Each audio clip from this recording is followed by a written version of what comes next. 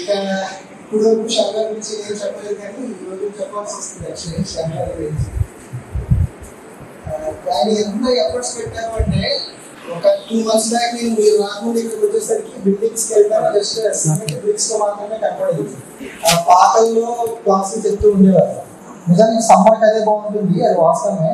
అయినా నేను ఆయన ఒకే ఒక మాట్లాడిగాను, అలా కానీ ఇలాంటి అట్మాస్ఫియర్ మీరు చేస్తే బాగుంటుంది అంటే ఆయన ఎంత సీరియస్గా తీసుకుని చేశారు అంటే నాకే నమ్మబుద్ధి కాలేదు. ఈ స్ట్రక్చర్ ఈ స్టేజ్కి ఎలా వస్తుంది అని చెప్పేసి చాలా అద్భుతంగా. ఆ తర్వాత ఫుడ్ గురించి కూడా మిమ్మల్ని కూడా ఇండివిజువల్గా చాలా మంది అడిగాను, ఎవరు కూడా ఫుడ్ అది కూడా ఎక్సలెంట్ అని చాలా బాగుంది ఇదంతా కూడా మంచి ఫీడ్బ్యాక్ ఇచ్చారు. అంటే ఆయనకు ఇప్పుడు దాకా ఈ పోలీస్ కానిస్టేబుల్ ఎస్ఐ వీటిలో ఆయన సాధించిన దాని గురించి నేను చెప్పాల్సిన అవసరం లేదు. ఆల్మోస్ట్ మీ బ్రదర్స్ మీ ఫ్రెండ్స్ మీ రిలేటివ్స్ వీళ్ళంతా కూడా చెప్పే ఉంటారు. అందులో ఆయన ఆల్రెడీ ఇప్పుడు డిఎస్సిలో కూడా ఆ స్టాండర్డ్ తీసుకురావాలి.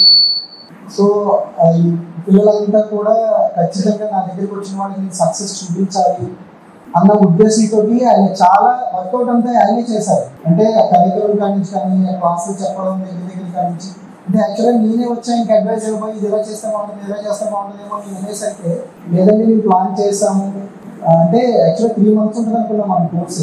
ఆ 3 months కాస్త వెరీ షార్ట్ పీరియడ్ అయిపోయి లెస్ దెన్ 1.5 month అయిపోయింది ఎగ్జామ్ ముందు.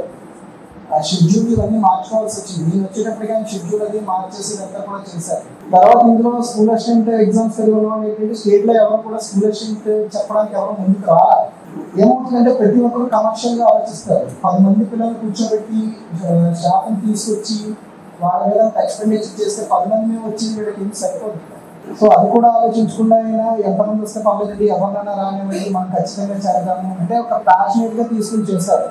సో మీకు వచ్చిన జాబ్ అనేది మీరు చెప్పినట్టు మీ పాస్ట్ ఫ్యూచర్కి ఎంత ఉపయోగపడుతుందో ఆ జాబ్ అనేది మాకు కూడా ఒక బూస్టింగ్గా ఉంటుంది. ఆయనకి కానీ నాకు కానీ నాకు కూడా కొంచెం హ్యాపీ అనిపిస్తుంది అనమాట. వచ్చాను వీళ్ళందరితో మాట్లాడాను రేపు నేను సెలెక్ట్ అయ్యాను అంటే నేను చేసింది అయితే 0% ఇందులో ఏమీ ఉండదు. అసలు మీరు చెప్పి కానీ చేసింది అయితే ఏమి ఉండదు. వీళ్ళు కంప్లీట్ వీళ్ళు మీ ఎఫర్ట్స్లో 90% ఎఫర్ట్స్ మీవైతే 10% ఎఫర్ట్స్ అయితే ఖచ్చితంగా ఆయనే.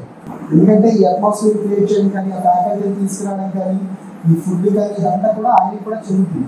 కాకుండా మీకోసం మీ పిల్లల కోసం మీ పేరెంట్స్ కోసం శాంతి కోసం అందరూ ఉద్యోగం తెచ్చుకోవాలని మనస్ఫూర్తిగా కోరుకుంటున్నాను.